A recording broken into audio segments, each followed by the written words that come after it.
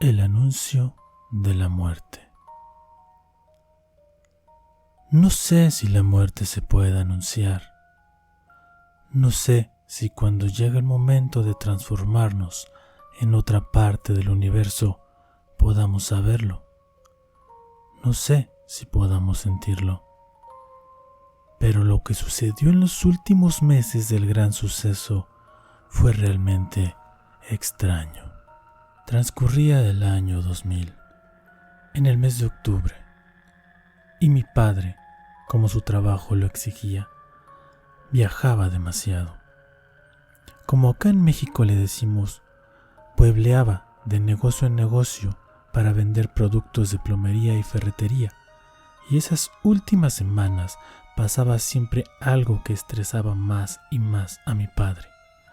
Le estrellaban el medallón de la camioneta, se le ponchaba la llanta, le rompían las ventanas de la camioneta, casi atropellaba a un señor.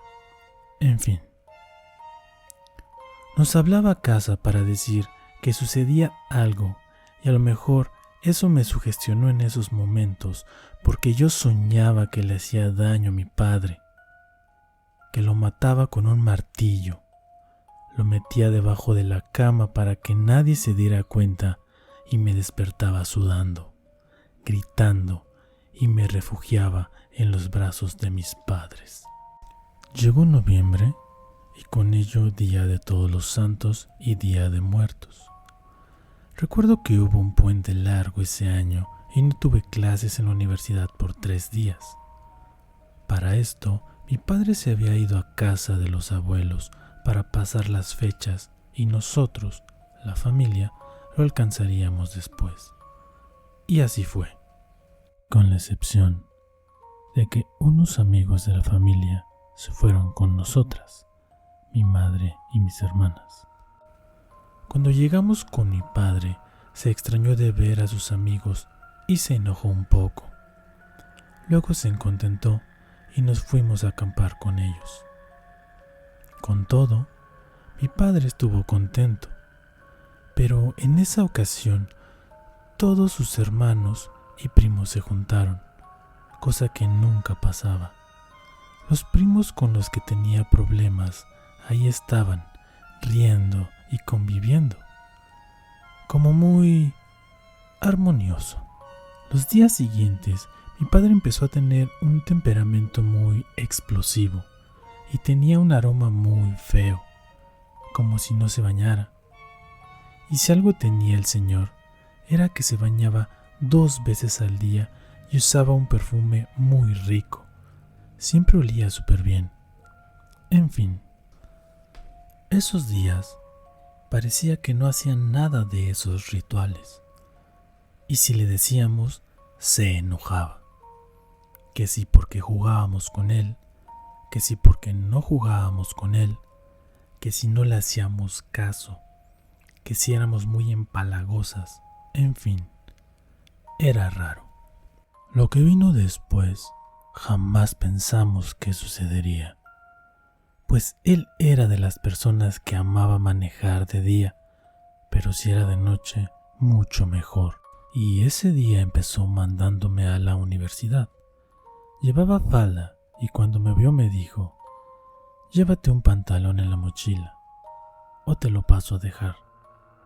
Así que me llevé uno. Siguió el día y esperaba que dieran las 10 a.m. a que pasara frente a la escuela. Lo veía y le decía adiós con la mano, como si me hubiera visto. Yo desde mi aula y él desde la carretera en su camioneta. Así era siempre. Por la noche recibí su llamada de su celular, que nunca tenía señal, del lugar menos probable. Había tenido un accidente. Se derrapó en la carretera, se poncharon las llantas del lado del conductor. Le llamamos para decirle que ya estábamos cerca con una grúa y un vecino que nos ayudara, pero se cortó la llamada. Pensamos que era normal, pero no.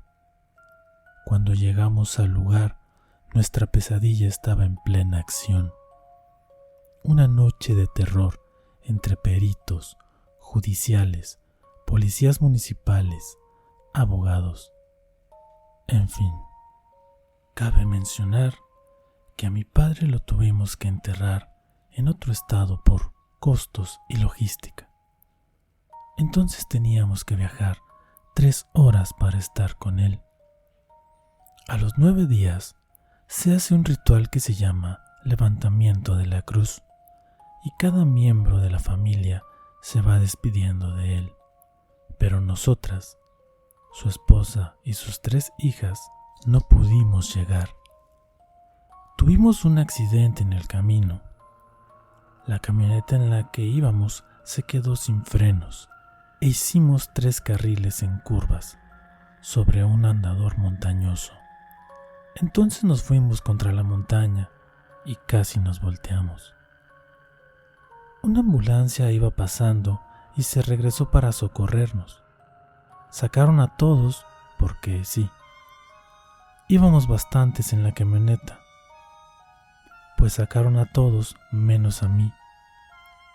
Y entre mi delirio, yo lo vi y me preguntó que si estaba bien, que despertara, que tenía que ir con mis hermanas y mi mamá. Y cuando desperté, vi a una de ellas que fue la que me sacó de ahí. Y lo primero que le dije fue que mi papá estaba con mi mamá, que ya se la había llevado la ambulancia. Pero ahí estaba, mi papá ahí estaba. Yo lo vi, me repetía en la cabeza. Y empezaba a soñar con él, porque era mi necesidad de sentir que estaba conmigo. Pero creo que era algo más porque cada vez que soñaba con él, pasaba algo. No malo. En una ocasión soñé que estaba haciendo la tarea en el comedor y llegó él con otro señor, alto, delgado, moreno, con una camisa de cuello de tortuga. Me abrazaba y me daba vueltas como era siempre y me preguntaba por mi madre, para después ir con ella. Al siguiente día decía mi mamá que también había soñado con él. Ese día recibió dinero de una caja de ahorro que mi papá tenía. Al día siguiente supimos que el esposo de una amiga de mi madre había fallecido de una manera similar que mi papá, y fuimos a presentar nuestros respetos. Cuando entré a la casa, yo le dije a mi mamá con voz alta: «Es él, mamá, es él», señalando la foto del esposo de su amiga, que no conocíamos porque viajaba mucho también. Y mi mamá me preguntó: «¿Qué pasa con él?», a lo que le contesté que ese señor era el que había acompañado una noche anterior en mi sueño a mi papá. Cada vez que sueño con él pasa algo. Me gusta pensar que nos está cuidando, que nos da fuerza.